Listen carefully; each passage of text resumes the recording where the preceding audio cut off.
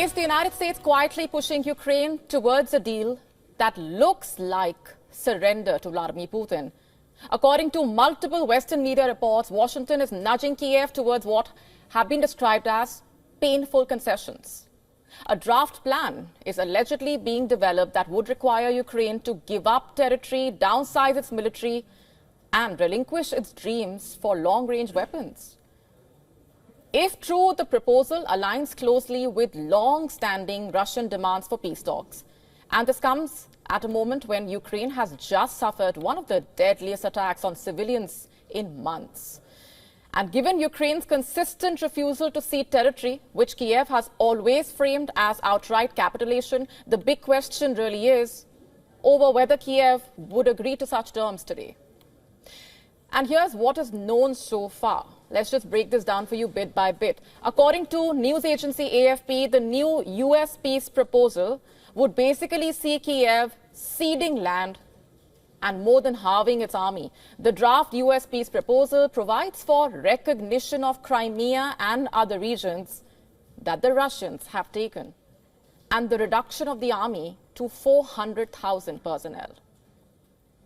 It would also see Ukraine giving up all long-range weapons.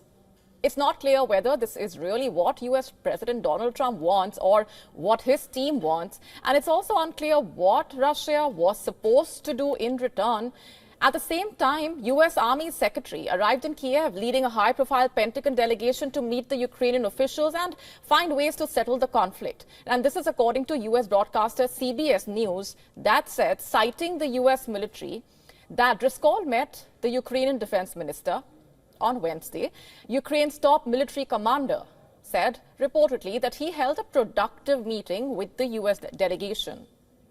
In social media posts, he said, and I'm quoting, "I once again stressed that reinforcing the protection of Ukraine's airspace, expanding our long-range strike capabilities against enemy military targets, and maintaining and stabilizing the front line will undermine the offensive potential of the adversary," quote unquote. American media outlet Axios earlier reported Moscow and Washington had been working on a secret plan to end the almost 4-year war. The Kremlin declined to comment on the report, later saying there was nothing new in the peace settlement progress. And amid reports of the US proposal, the Kremlin said on Thursday that any peace plan for Ukraine would have to eliminate the root causes of the conflict, and that though there were contacts with the United States, there were currently no negotiations with Washington on such a plan. And when asked if Putin had been briefed on the reported 28-point peace plan, the Kremlin spokesperson said, "I have nothing to add to what I have already said. A settlement must lead to the elimination of the root causes of this conflict," quote unquote. That's quite a statement. Remember, Russia currently occupies around a fifth of Ukrainian territory, much of it ravaged by fighting. Reports of this surprise peace initiative also coming as Russian missiles hit Ternopil. We've been telling you about this, far from the front line, in one of the deadliest attacks on Western Ukraine since the war started. Meanwhile, visuals from Ternopil showing dozens of rescuers searching through the rubble after cruise missiles slammed into apartment blocks using cranes to reach the destroyed building.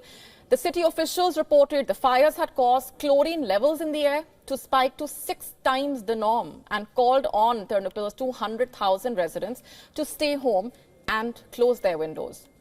Ukraine's emergency service has said that 26 people, including 3 children, were killed, and another 92 people were injured.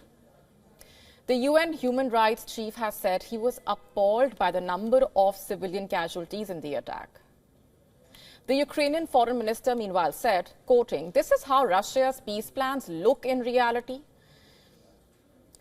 In fact, the strike on Ternopil came as Russia batters Ukraine's energy grid ahead of winter, and with Kyiv's stretched troops under pressure on the front line, the Ukrainian president's efforts to re-engage US President Donald Trump's administration in the peace process during a visit to Turkey also fell flat after Trump's envoy Steve Witkoff, who was thought to be joining him, did not make that trip. And there were no Russian officials present, reportedly. The Turkish president, meanwhile, urged the warring sides to join the talks in Istanbul, where 3 rounds of negotiations this year have yielded only prisoner exchanges and the repatriation of the killed soldiers' bodies.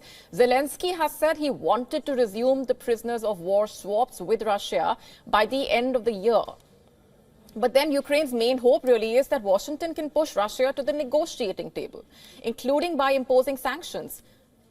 On the battlefield, Russian troops are making slow but steady advances, Moscow insisting it will carry on fighting if Ukraine does not cave to its demands.